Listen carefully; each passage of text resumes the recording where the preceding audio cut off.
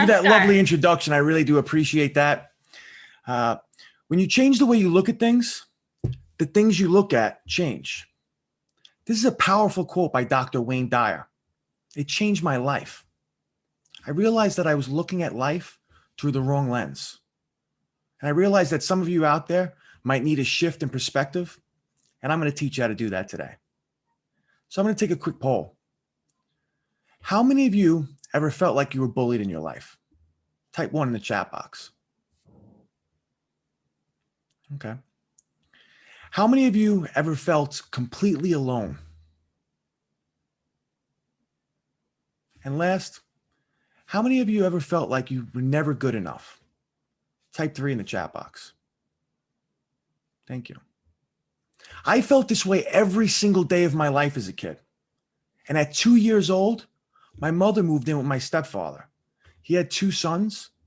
One was my age. Unfortunately, when he was 2 years old, he got attacked by a wolf. It completely mutilated his face, ripped off his scalp. It even took one of his ears. This is a trauma that nobody should ever go through, no less a 2-year-old. From this event, he became extremely vicious and mean. And me being half his size, he took every ounce of his aggression out on me. He never missed the opportunity to physically, mentally, or emotionally abuse me. And because of this, at 10 years old, I started smoking and drinking on a daily basis. By high school, I did just about every drug you could think of, and I was selling drugs just to get by. See, this made me feel normal. In high school, I felt like the man. I had all the money a 14-year-old should ever have. I had all the friends, all the women, all the so-called respect you can ever ask for. I learned how to cut every corner in life. But little did I know, the only thing I was cutting short was myself. When I started high school, I was in the honors class. I was an all-star football player, an all-star baseball player. But by the time I graduated, I got through by the skin of my teeth. I watched all my friends go away to their dream colleges while I had to stay home and go to a local one. This is when the resentment really started happening for myself. And at 18 years old, I got hit by a bus. I injured my neck and my back, and I got severely addicted to painkillers. This is when my whole life started to fall apart. I started to get arrested all the time. I got into debt with somebody who wanted to kill me. I lost every real friend I ever had, every relationship. I felt completely worthless. Eventually, I ended up homeless. I had to move back with my father. It was completely humiliating.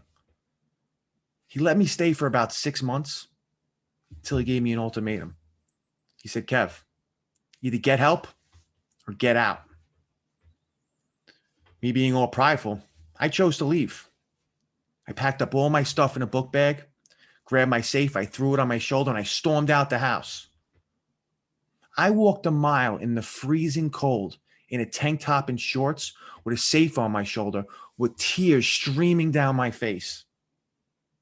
When I got to my best friend's house, I convinced his mother that he hated me, that he no longer loved me, and then I got kicked out and I had nowhere to go. She let me stay. She cooked me a bowl of macaroni and cheese that night I'll never forget because it should have been the last meal of my life. Everybody woke up, but they woke up to me on the floor, face down in my vomit, blue, completely unresponsive.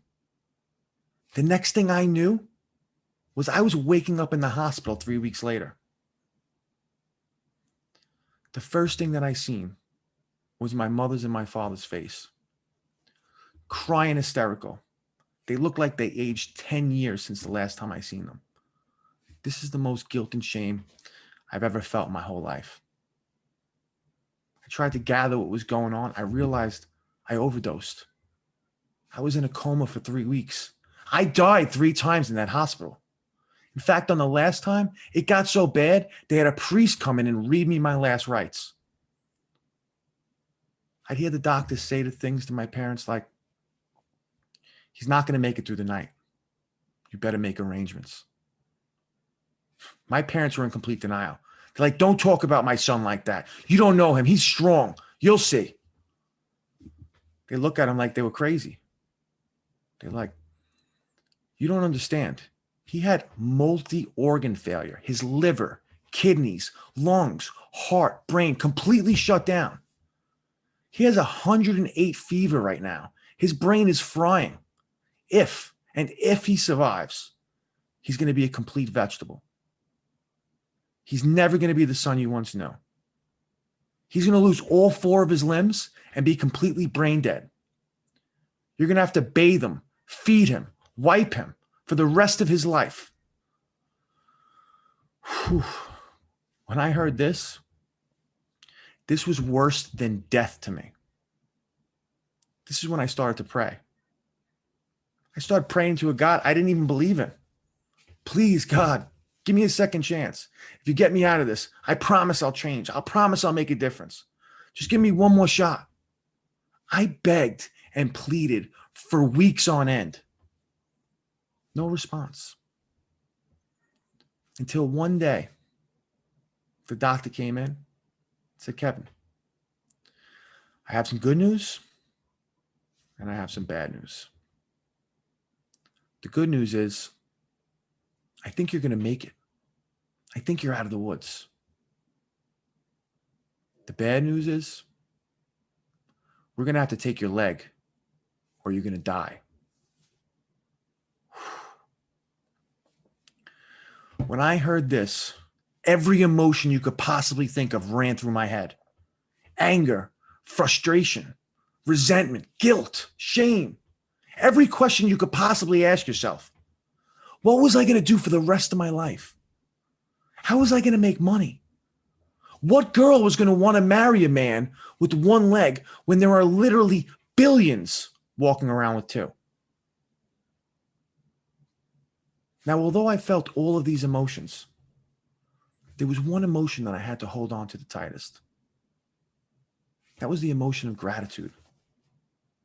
Being grateful I was still alive. See, I battled in that hospital for 4 months, not knowing if I was going to live or die. I couldn't breathe on my own. They had me on the breathing machines. They would lower the oxygen just low enough so I would struggle for each breath, but just high enough so I wouldn't die. It was like being waterboarded. It was torture. I went through so much in that hospital. But what I did learn is no matter what your circumstances are, your support system is your number one asset in life.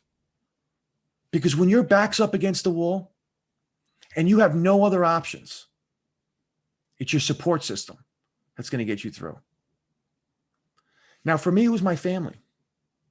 But for you, it could be family, friends, a really good program, God, a combination. It doesn't matter. But when you have no other options, it's your support system that's going to get you through. And thank God I had such an amazing support system. Because when I left that hospital, I thought the battle was over. I was dead wrong. It just begun. I left the hospital in a wheelchair. And when I pulled up to my house and I realized I had to get up 2 flights of stairs just to get to my bed, it might as well have been a mountain. It took me an hour and a half to get up those stairs. Every ounce of strength that I can muster. When I got to my bed, I collapsed in pure exhaustion. And this is when it all hit me. I was all alone. My girlfriend just left me. I had no real friends, no career anymore. I lost my leg. I was blind in one of my eyes. I couldn't move my hand. I was literally half the man I used to be. I was so angry, so depressed. I wanted to kill myself. But then I realized and I remembered the conversations that I had in the hospital, begging and pleading for a second chance. Now, although this wasn't the second chance I would have chosen, nonetheless, it was still a second chance. And I had to hold my end of the bargain. My stepmother suggested I watch a movie called The Secret. I don't know if anybody here has ever read the book or watched the movie The Secret, but it's about the law of attraction. Like attracts like. Napoleon Hill said it best when he said, whatever the mind can conceive and believe, it can achieve. This was a powerful thought for me. It gave me hope. I would lay in bed and visualize and manifest the life that I truly wanted to live. I took out a piece of paper and wrote down all the things that I wanted in life. I started with the basics. I wanted to be able to walk again. I wanted to be able to move my hand. I wanted to make friends, find a purpose, find a woman that would love me. But I realized before I did any of this, the first thing I had to do was get off of painkillers. Now, I don't know how many of you out there have ever gone through opiate withdrawal, but it's absolute torture. It's like having the worst flu that you could think of, and every ounce of physical, mental, and emotional pain that you should have felt that entire time using hit you all at once. It is absolutely brutal. Now, I could have went the traditional route and went to a detox and a rehab facility, but there was no way anybody was getting me back into a hospital after being there for 4 months. There was no way. So I locked myself in my room and I white knuckled it until I felt better. It took me about a month until I started to feel kind of normal. And I realized the next step was to go to the doctor and figure out how I was going to walk again. So I took a trip to the prosthetist and I asked the doc, I said, what do you think? He said, Kevin, it doesn't look good. You're 120 pounds. You have atrophy throughout your body. You can't move your hand, nerve damage. It's probably going to take you about 2 years to learn how to walk. 2 years. When I heard this, I was pissed off. I almost cursed the guy out. I said, no offense, doc, but you don't know me. I'll show you. And I stormed out in my wheelchair. I was determined. I came back 2 weeks later with just a cane. The nurse tried to grab me. I said, ep, don't touch me. I'm going to do this my way. I came back 2 weeks after that, completely unassisted, walking on my own 2 feet. The doctor was blown away. He could not believe it. I couldn't believe it either after I seen his reaction. But this gave me momentum, and momentum is a strong thing. Dedicated my life to improving. A month later, I gathered my whole family together and a video recorder, and I had them record me running down the block. Imagine this. A doctor tells you it's going to take you 2 years to learn how to walk. I was running in 2 months. And what I've learned from this is, don't ever let anyone ever tell you what you can or cannot do in life. Your only limitations are your mindset and your beliefs. You could do anything if you believe. This really started giving me the momentum I needed, and I had to start getting my body back physically because that's the first thing I needed to get back. But I couldn't move my hand. I had complete nerve damage in my hand, and the doctor said I would never be able to move that again. And again, I said to him, don't tell me what I can do. I'll show you. So I stared at my hand for months. About 6 months, I stared at my hand. I talked to it every day. I was like, come on, we've been doing this our whole lives. Just move. Didn't move. I said, I got all day. I'm not going anywhere until you move. And one day, my finger wiggled. And that's all I needed to know. I started getting my fingers to move. I started getting my wrist, my hand to move. And now I could do this. It works about 90%. I can't feel certain things, but I am so blessed. It's a miracle that I can actually move my hand because no doctor even thought it was possible. That was 2 miracles in my life. Started going to the gym. I started eating a lot, gaining my weight because I was 120 pounds when I walked out of the hospital. I was skin and bones. I'm 220 now. I started working out. I started eating. I finally got back to a decent physicality. Now, although I was looking good physical, Mentally and emotionally, I was a wreck. I had no self-esteem, no confidence. I didn't even know who I was. I have a little brother. His name's Sean, and he is like the most popular person in Staten Island where I live. He's like the mayor. And he was so proud that I recovered from this. He would bring me out and he'd introduce me to absolutely everybody. And he'd say, "Hey, this is Kevin." And I go introduce myself. I'd shake their hand.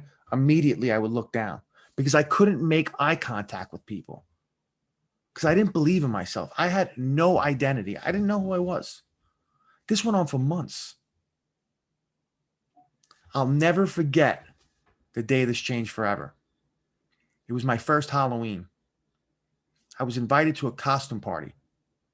I went to the costume store and I picked out the perfect outfit. I was going to be a pirate, but not just any pirate. I would cut off the pant leg. I dressed my prosthetic as a peg leg, and I went out that night as Parker the Peg Leg Pirate.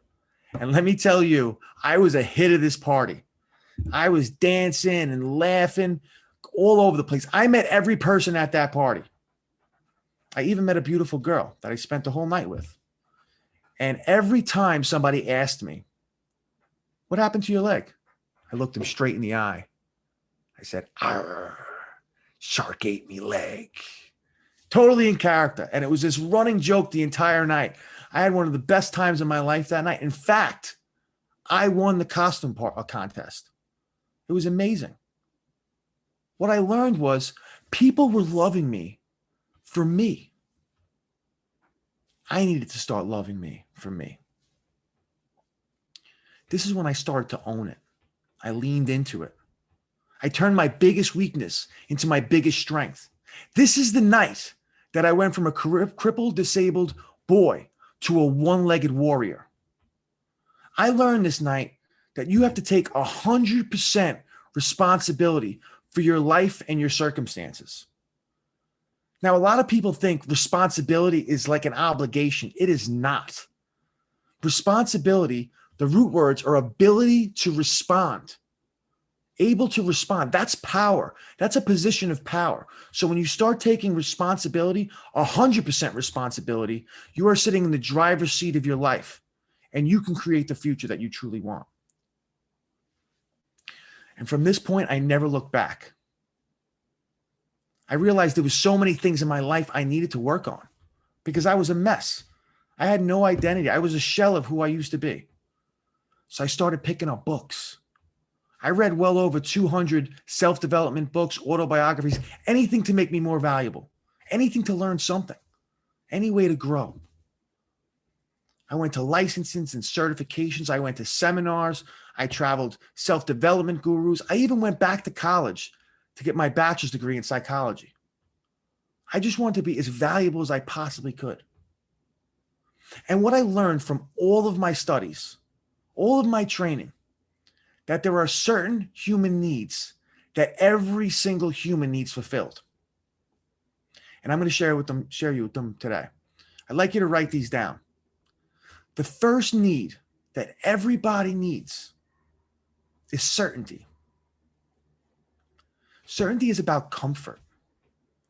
It's about feeling protected, feeling safe, knowing what's going to happen next. A lot of people fear the unknown. And I'm going to ask you, how many of you feel that certainty in your life is a really important need? I'd like you to type 1 in the chat box. Thank you. Yeah, see, certainty can be met in so many different ways. It can be met in a productive way or a destructive way. Unfortunately for me, when I was younger, I got my needs met in all the worst ways, especially with drugs and alcohol. See, I got so much certainty from doing drugs. I knew when I did them, I was going to get high. I knew when I did drugs, I was going to have people around me that were going to do them with me. I knew that I was going to get invited to all the parties, that I was going to have some kind of crazy night by the end of the night. I knew that there was always something to do because I would fill it with my habit. I knew I'd always have money in my pockets because I sold them. I knew people wanted me to be around. I got so much certainty from this, but I didn't realize that it was destroying my life because it was getting a need met, and that was okay with me. How many of you, for your need for certainty, ever got you to pass up an opportunity? Maybe a job, maybe ask out a pretty girl or a guy. It happens because people need to be able to predict what's going to happen, or they get nervous or they're fearful. Everybody has this need. But the trick is to get your needs met in a conducive way for success and happiness. An example of this is, if you need certainty, hang out and be around people that care and love you, whether it's family or friends. You know your family and friends. You know what their intentions are. You feel safe around them and comfortable, and they wouldn't make you do something you weren't comfortable or know about. This is a real good place for you to spend a lot of your time around people that are going to look out for you, that care for you, because it gives you that comfort bubble, that comfort zone of protection. You know you're not the only person that has your back in that area. It's a great way to get certainty. Another one is get a 9-to-5 job. This gives you certainty in financial security, knowing that if you work 9 to 5 or whatever your hours are, it doesn't really matter. But if you work at the end of the week, you're going to have a check. If you do X, you're going to get Y. It's predictable. That'll give you the comfort that you need to be able to predict what's going to happen in the future, how you're going to get through life. And one of the thirds of my favorite is creating routines in your life. This sure gives certainty. And more specifically, bookending your days. For the people that don't know what that is, bookending your days is making a morning routine for yourself and a night routine for yourself. Your morning routine might be get up, make your bed, drink a glass of water, do a little exercise, maybe a gratitude list, prayer, meditation, whatever it might be. And then at night, read a little bit, do your meditation, take your shower, do a to-do list, whatever it is. But the fact of the matter is, the only control you have in your life is your mornings and your nights, how you start your day and how you end it. And what's cool about this is you can plan these to your watch. And eventually, if you have really good mornings and really good nights, through osmosis, it'll slowly start taking over the rest of your day. And you'll realize that you're having better days each and every day. So if certainty is really important for you, find a way to get it met in a productive way. The second human need is the need for variety. Variety is the spice of life. It makes things exciting. It makes things adventurous. It makes things interesting. Everybody needs this in their lives. You don't believe me? I'll give you an example. What's your favorite food? My favorite food is king crab legs. I love king crab legs. If you ever invite me over for king crab legs, I'm coming over because I absolutely love them. So if you invite me over and I eat king crab legs the first night, I'll be like, this is the most delicious thing I ever had. If you invite me over the second night, I'll be like, wow, this is really, really good. The third night, I'll be like, yeah, that was pretty good. By the 4th, 5th, 10th, 20th night, I won't even be able to eat one bite of crab. I won't even want to look at it. Because the same thing over and over and over and over and over and over again loses its luster. Have you ever had a meal growing up as a kid that your parents made every single night? That if you seen it today, you couldn't even stomach it? I do. I can't eat chicken on the bone because of my parents. They used to make it every day because we were poor. And this is what the variety brings in your life. It brings you excitement. But there's ways that you can get them met in good ways and bad ways. When I was in my addiction, I got them met in all the bad ways. You guessed it, drugs and alcohol did it for me. I had so much variety from this lifestyle. It fueled me in so many different ways. I didn't know how much I was going to do every single night. The fact that I had my own supply, I didn't know what kind I was going to do, how high I was going to get, the people that I was going to do them with. where I was going to end up by the end of the night. I had no idea. I had no idea how much money I was going to make or whether I was going to get robbed into a fight or arrested. The possibilities were endless. Now, a lot of them may not be good possibilities, but it did make it exciting because I had to guess on what was going to happen. It gave me variety in my life. Variety can get everybody in trouble. I'll ask you, how many of you ever been in a relationship? I'll use this as an example. How many of you have been in a relationship and a pretty girl or a handsome man walks by and it catches your eye and you look over? What are you doing that for? Because in your subconscious mind, you're like, wow, I kind of want a little variety in my life, or I want to check that out. That's something different. And it's not good. It could get you in trouble. There's so many reasons that you can get in trouble. Maybe somebody brings you to a situation that you shouldn't have been in, but you want to give it a shot and you wind up getting in trouble. But if variety is really important for you, and we're going to get into this because we need to figure out what's really important for you and how we can feed these needs. But if variety is really important for you, one of the ways that you can get this need fulfilled is travel. Traveling is like one of the best things if you need variety in your life. There are millions of places to visit, so many things to see. I know myself, I love traveling now. I love visiting new places, meeting new people, trying out new foods. The possibilities are endless. It always gives me something to look forward to. After I do something incredible in my business or I hit a goal or something, I go take a trip because that's what I love to do. And there's so many different possibilities in that. Another thing is you can start your own business. I know from personal experience. There's so many things that can happen when you own your own business. You don't know how much money you're going to make every day. You don't know how you're going to feel or what kind of customers or clients you're going to have. You don't know how the economy is. If you're a speaker, you don't know if you're going to kill the speech or bomb it. You never know. It's exciting. There's so many things that go into it. And last, one of the things that I really like in variety is going to the gym. Going to the gym gives you so much variety in your life. There is so many things when you get there.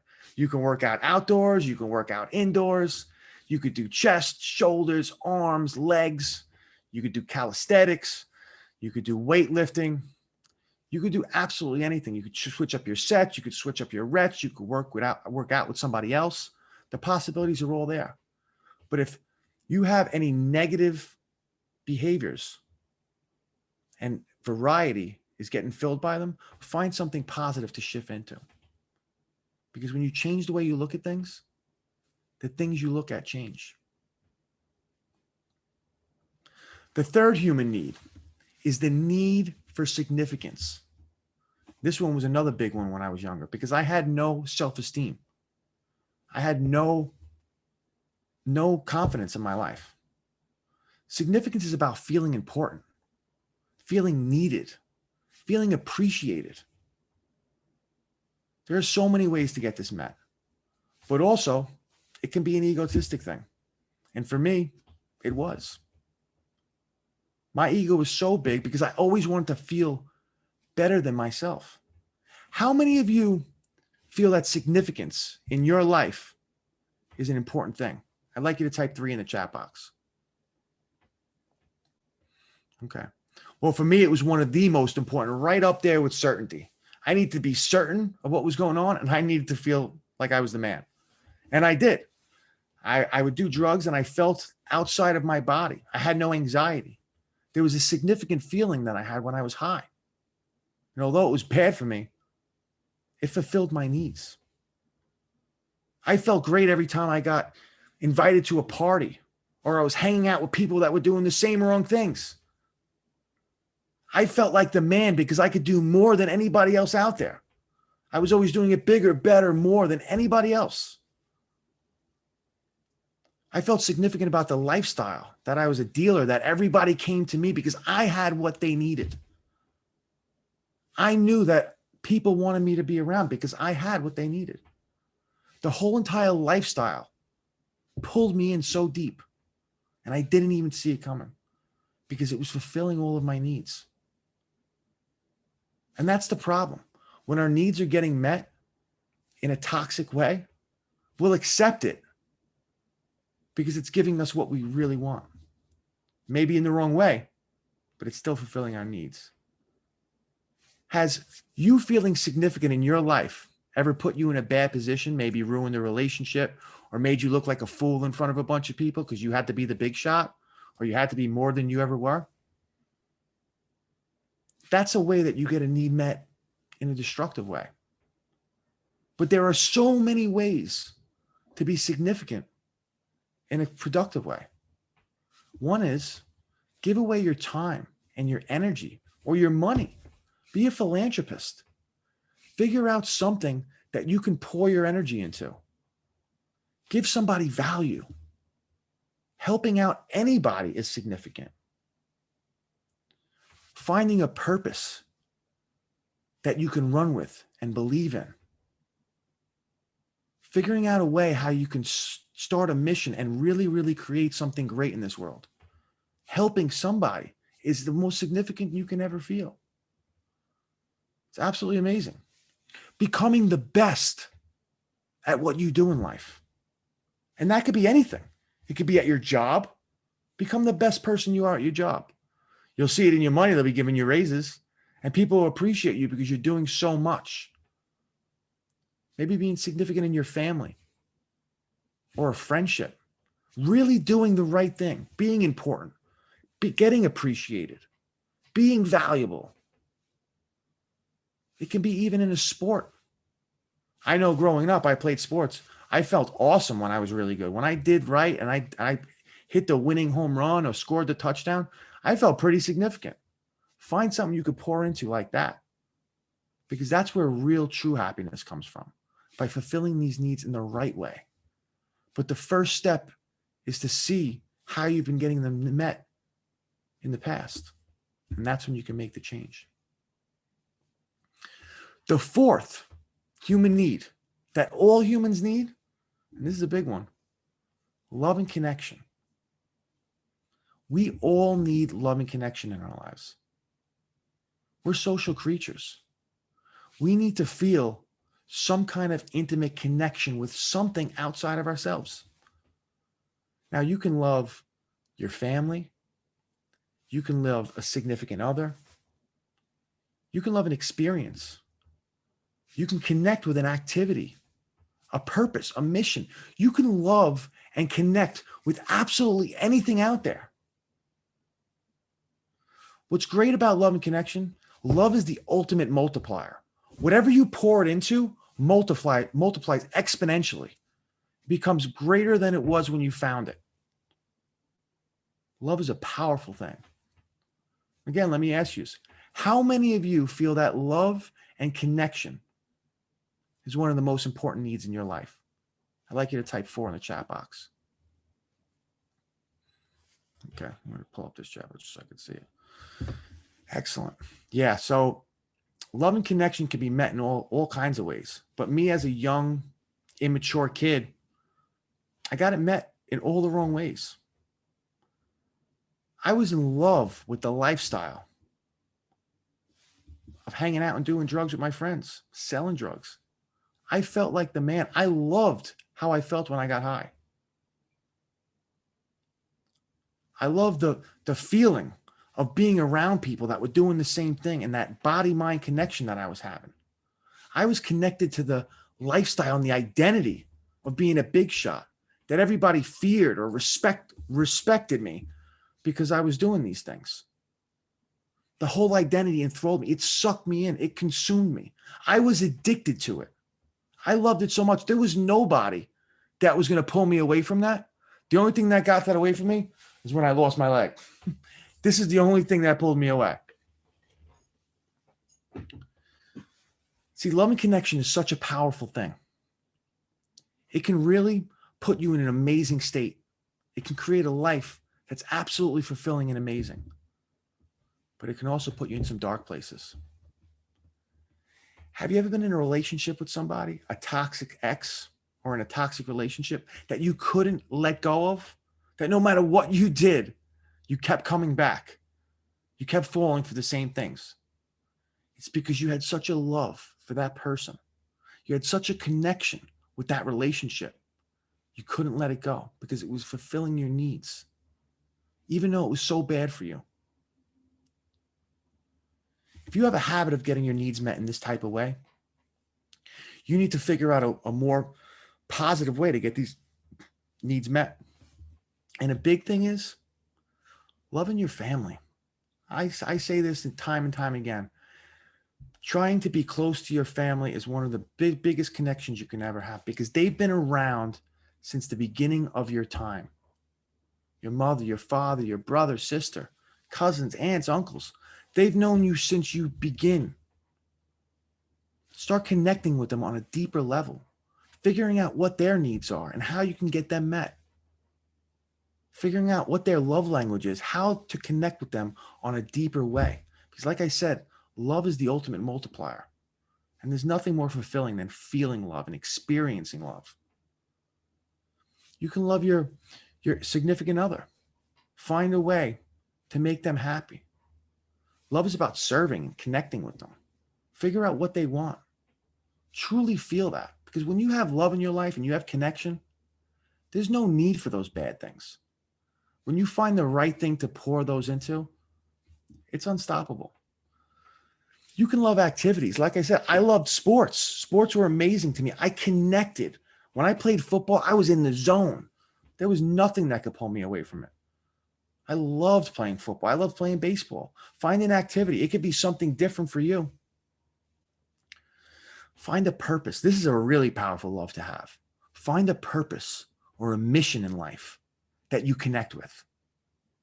Because when you do this and you multiply that, there's nothing that can stop you. You will have laser vision and you will complete anything you put your heart and soul into. You find that purpose and mission that you can connect with on a deep spiritual level, then there is no obstacle on this planet that is going to stop you from achieving your goals. But you have to find out what that is and redirect your energy to get that need met. And it'll change your life.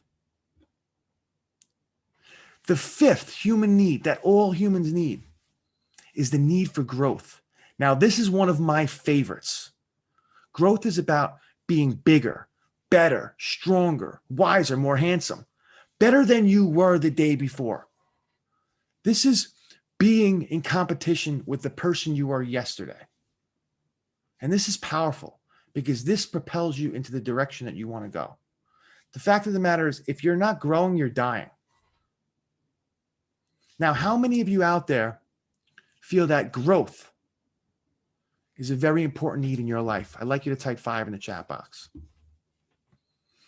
Excellent. I love to see the people. These are my type of people. I'm all about growth. In fact, I've told you my story. After my hospital experience, my whole life was about growth. I had to figure out ways to produce a new me, a new identity, figuring value into my life. And the cool thing about growth is, which I always try to push this on people and really, really promote it, is that there's no way to grow in a negative way. You can't do it.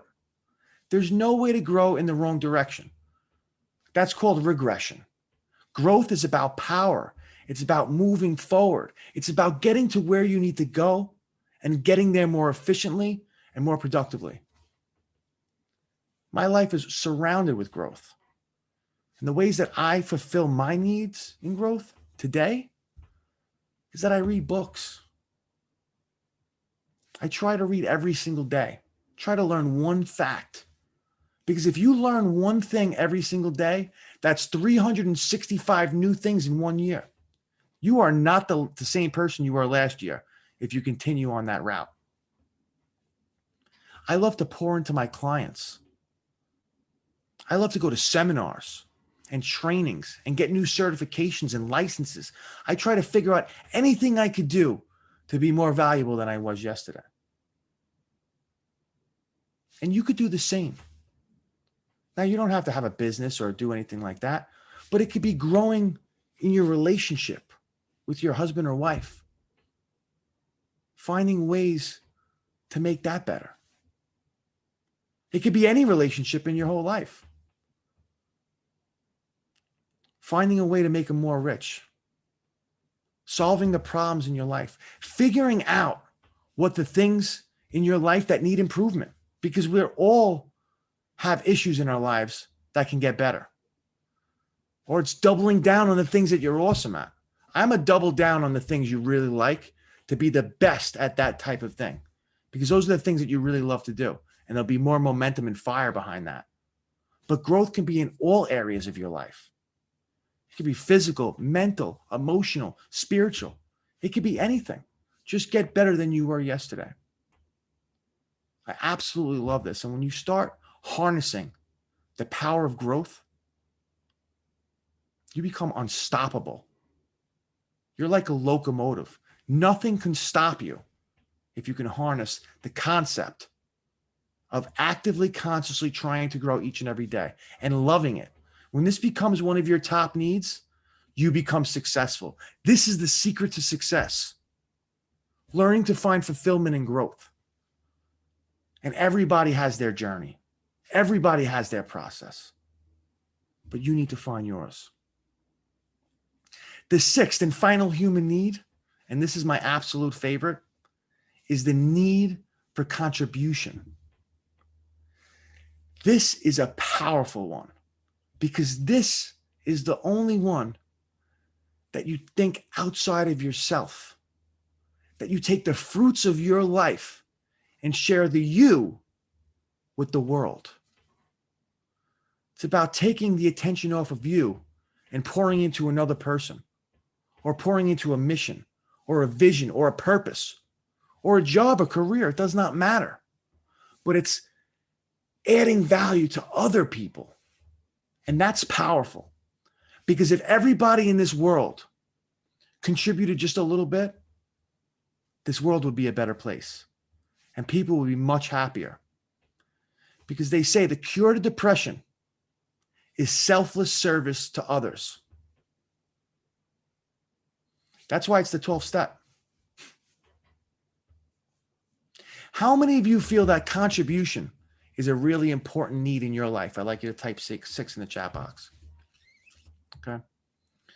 Yeah, contribution is powerful. It's the ultimate multiplier. I created my entire life around contribution. I remember begging and pleading in that hospital for a second chance, that if I got out, I was going to make a difference in this world, that I was going to change people's lives. Well, I had to hold that end of the bargain.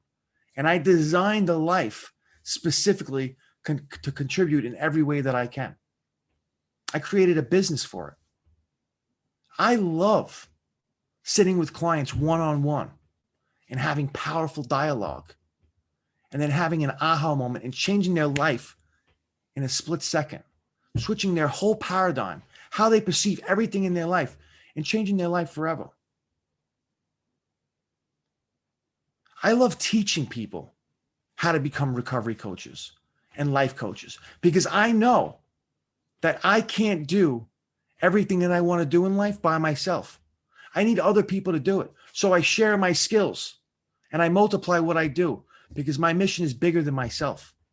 And I need all the people that I can, because there's so many issues in this world, whether it be addiction, trauma, bullying, self-esteem issues, or just not understanding people's full potential. We need help. And I'm going to help everybody learn how to help as many people as they possibly can. I love speaking on stages all across the country. I love inspiring and motivating and helping people break free from the chains of addiction, or become the best version of themselves that they can be. That sets my soul on fire.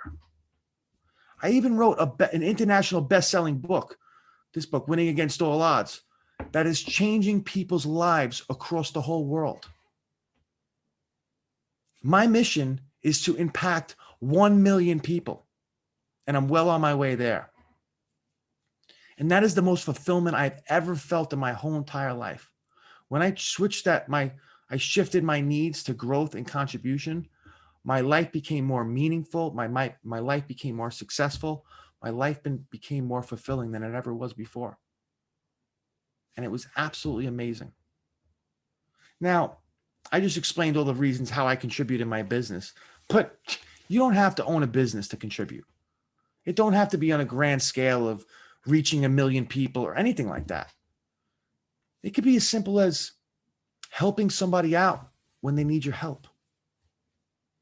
Maybe the old lady down the block needs you to help her move her couch. That's contributing. Contributing to your family, becoming the best husband or wife you can be, or mother or father. And really finding a way to contribute to anybody. It could be a purpose. It could be a mission in your life. Find something to pour yourself out of. Find a way to help something outside of yourself. Because when you take the attention off of yourself, your life will change forever. It really is a powerful thing. Once you harness this and you experience it for yourself, your life will never be the same. Now, although all these needs are extremely powerful and they all have their place, everybody has their own hierarchy of what's more important to them. And if any of your behaviors, any activity, any person fulfills 3 of these 6 human needs, then you will be literally addicted to it, physically, mentally, and emotionally. That's why I used the example of doing drugs and selling drugs as my example for certainty, variety, significance, and love and connection, because it fulfilled 4 of my human needs. That's why I was so addicted. That's why people are so addicted to drugs, because it fulfills 4 of their 6 human needs. And it only takes 3 to be highly addicted to it, physically, mentally, and emotionally. That's the power of understanding what these human needs are and how you can incorporate them in your life for your advantage. So what I'd like you all to do is write down all these 6 human needs in hierarchy from most important to least important. And what this is going to do is going to give you a cheat sheet to show you why you do the things you do. Because all your behaviors, all the actions in your life, the only reason you do them is because they fulfill a specific need. Now, if you know what needs are being met with these destructive behaviors in your life, you can find an activity, a behavior, something to fulfill that need on a greater scale that can replace that. Because the fact of the matter is, truly happy people don't do drugs. If you are content with your life and your needs are met and fulfilled, you don't need them. That's the power of it. By knowing what fuels your fire, what motivates you to make the decisions that you make, you could change your whole life. Like I said in the beginning, when you change the way you look at things, the things you look at change. So are you willing to change the things that you do, to change the way you look at things, to create a life that you love to live and win against all odds? If you're with me, I'd like you to type "I'm with you" in the chat box, and let's go on this journey together. Thank you very much for everybody. We're going to be taking any kind of questions and Q&As at this point. So if you have anything that you'd like to ask, anything you'd like to discuss, write it in the chat box and I'll answer anything that you need to know. It was a pleasure. Thank you so much for joining us. It's crazy to hear all the things that you've been through and just really inspiring, as we think about our own growth and our own needs. And I love that you were just talking about, like if you can figure out why, what need is being filled by a habit that you're doing, it helps switch it out for something more productive, more healthy. I love that point. Yeah, the first thing is knowing. Once you know, you can kind of deal with it and work with it. And it's been a very powerful thing in my life as well. Oh, good. Okay. We have a few questions. If you have questions that you haven't submitted yet, you can just click the Q&A button at the bottom of your screen and put them in here. But we have time for just a few questions. So, first is, I guess, you said you were well read. So, first question is, what was your favorite book of those 200 or so books that you read? Ooh, that is an excellent, excellent question. Oh man, that's such a tough question. I mean, Put you on the spot. what? Yeah, there's so many of them. There's so many amazing books. But one of my favorite books is Think and Grow Rich by Napoleon Hill, because it really just gives you an idea on how to think in a more successful way. I mean, it's not even about money. It's about being effective, being efficient, knowing what you want and how to get driven and get those things accomplished. It's just a phenomenal book. Another really one that's close to there is How to Win Friends and Influence People by Dale Carnegie. I mean, it's a beautiful thing. It's a way to learn how to communicate with people in a way that everybody gets their needs met, that you're not being manipulative, but you're actually helping them get their needs met as the same as yours. So those are probably one of my top two. That's great. I mean, that's so many. I'm sure you learned so much. I love it. There's something always good about a book. When you read a book, if you get one piece of knowledge from that book, it was worth the time because you get to hold on to that forever. And that's powerful.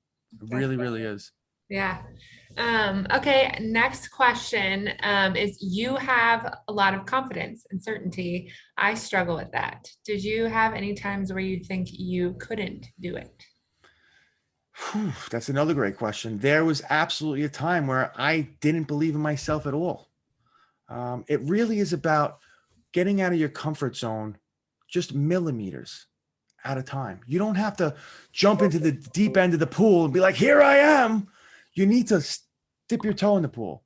Try it. Slowly push out of your comfort zone by little millimeters. And as you get more comfortable stepping out of your comfort zone will get this big, and then this big, and then this big. And as you start accomplishing the things that you were afraid of, they won't be as afraid anymore. There was a time like I couldn't talk to anybody. And I slowly but surely got into that. It's about taking little teeny steps in that direction. And once you realize that the only thing to fear is fear itself, you'll start getting a little more bolder. I suggest jumping out of a plane to start. No, I'm just kidding. But that is one way to get over. There's one way to get over fears. Yeah. It really isn't. Yeah, it's about just taking it one step at a time and pushing your boundaries a little bit. Don't get too brash and bite off too much that you can't swallow it. Just try little things. Yeah, I think that's such good advice. I mean, there's so many times where you set yourself like New Year's resolutions, right? How many times have we set ourselves New Year's resolutions? They're huge. It's like no more junk food, no more TV. Like I'm gonna run every day. And then those things you fall through on something big, on this big goal. Um, and then your confidence suffers, but those little things can be a win that you can take with you to the next. Yes. Yeah. Okay. And then I have a question kind of from family members is So how can family members support people who are going through the really hard times that you're going through? I'm thinking, during the time where you were using and where your family was supporting you, but not enabling you, maybe like, how do you support without enable? that's great right there. So that's exactly what you said. The fact of the matter is when somebody is in active addiction, you can't support them. You have to withdraw. I suggest hiring a professional intervention. I do interventions and I know what this is. Enabling is the worst thing that you can do to somebody in active addiction. It's just absolutely worse because the fact of the matter is everybody makes decisions by avoiding pain and obtaining pleasure. And if you're making their environment comfortable enough to use, they're never going to change. They have to hit rock bottom. They have to feel more pain in using than the pain it would take to get clean. Once they make that decision that it's more pain to use than the pain to get clean and more pleasure to get clean than the pleasure of getting high, that'll shift and they'll make that decision. But that's where interventionists come. That's where family coaching, that's where coaching, that's where getting some kind of support outside because you can't support an addict using. You could tell them, listen, I love you and I want to support you, but I'm not going to support you if you continue to use. If you want help, if you need a program, if you need support, if you need absolutely anything to go into the direction of getting clean, I will help you. But I'm not going to sit here and watch you kill yourself, because I'm doing you more of a disservice by doing that. And that's a really, really tough decision for a family member to take. That's why I always suggest getting professional help when doing this, because it's hard to tell your son or your daughter to get out. It's a really tough decision to make, and really seeking professional help and advice is the way to go with that. Yeah. Yeah. Professional help. We can't, I mean, we're biased, of course, because we're a professional center, but I mean, it can be so powerful, and it's scary to ask for professional help, but it's good. Okay. And then I'm just wondering, so we have people who are either watching now or they're going to watch on YouTube or whatever it may be, that are fresh in their recovery journey. You know, they've been in therapy and in treatment, and you know, maybe they're a couple days out of treatment, or maybe it's been a few months or whatever it may be. What would you say to them to encourage them forward? Well, first, I would give you a round of applause, because that is an absolute amazing place to be. You finally made the decision to take back the reins of your life. And let me tell you, the grass is 1,000 times greener on the other side. You may feel like you're struggling. You may feel like you're hurting, but I'm telling you, my life is 1,000 times better than it was than I was doing drugs. And I lost my leg, and I have pain throughout my whole body, and I could barely move my hand. Like, even with all that, my life is better without drugs in it. Your mind is clearer. Your relationships are better. Your life, it's the first time that you get to wake up and make decisions for yourself. Because when you're on drugs, your addiction makes the decisions for you. And the advice that I could tell you is plug into a support system. Plug into something that's going to pick you up when you're feeling down. Because you got to put in fail safes in your life, because there's going to be triggers, people, places, and things. There's going to be things that you're going to have bad days, and you're going to want to use. It happens to everybody, but you have to have things in place that are going to stop you, that are going to say, no, don't do that. Things that are going to remind you not to do it, whether it be a support system, whether it be, if you can't trust yourself with money, give your money to somebody else and say, listen, mom or wife or husband or whoever it is, listen, I would like to give you my money because I don't really trust myself with it right now. But I'm telling you, when you get over that hump, you got to find purpose. What we said earlier, like, happy people don't do drugs. If you truly find fulfillment and happiness in your life, you're not going to need drugs. But it's really rocky in the beginning, but you need to find how you can get your needs met. I just did a whole entire talk on that. Finding a way to get what's your favorite need? Is it certainty? Is it significance? Is it love and connection? Whatever that top of that hierarchy was, find as many ways as you can to get that need met. Because that's what you were using drugs to get that need met. And if you find something that's healthy that gets that met, it's amazing. I always tell people go to the gym, because it's always motion creates emotion. And if you're sitting lethargic and you're just sitting around and you're moping and you're doing nothing, your body's going to feel like that. You're going to feel in the doldrums. But if you get up and start getting your body in momentum, and you start getting your dopamine and your serotonin and your endorphins flowing through your body, it'll be a chain reaction.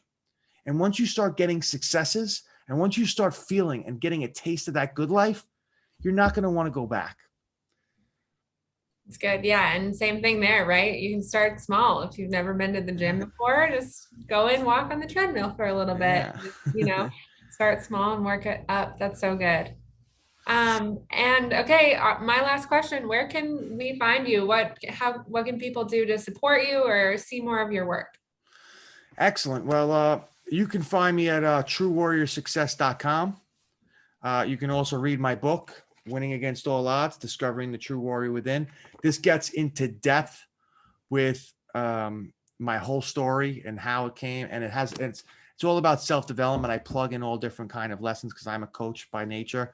And through all the lessons I've learned, I've really made it an autobiography / self-development book. So I really take you on this journey, this emotional roller coaster. I think you guys would really enjoy it. If you know anybody that's struggling with addiction, it's an incredible book for them to read. Family members that need help, that need to understand the nature of the beast and how they can help and what they can do.